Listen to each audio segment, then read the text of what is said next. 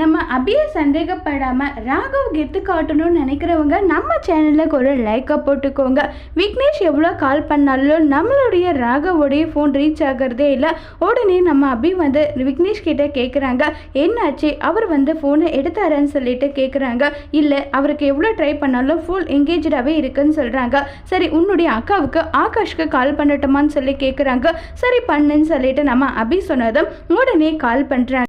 நடந்த விஷயத்த வந்து சொல்கிறாங்க. இந்த மாதிரி தான் நாங்கள் வேற ஒரு விஷயமா வந்தால் கடைசியில் எங்களை தப்பாக நினச்சி வந்து போலீஸ் பிடிச்சிட்டு போயிட்டாங்கன்னு சொல்லிட்டு சொன்னதும் உடனே நான் என் அண்ணனுக்கு கால் பண்ணுறேன், என் அண்ணன் வந்துடுவான், அபி நீங்கள் கவலைப்படாமல் இருங்கன்னு சொல்லிட்டு சொல்கிறாங்க. குட்டி பாஸ், எப்படியாவது என்னை காப்பாற்றிடுங்க, எனக்கு என்ன பண்ணுறதுனே தெரியல, நான் அவங்கக்கிட்ட எவ்வளோ சொன்னாலும் அவங்க அதை ஏற்றுக்கவே மாட்டேங்கிறாங்க நல்லா சொல்லிட்டு இருக்காங்க.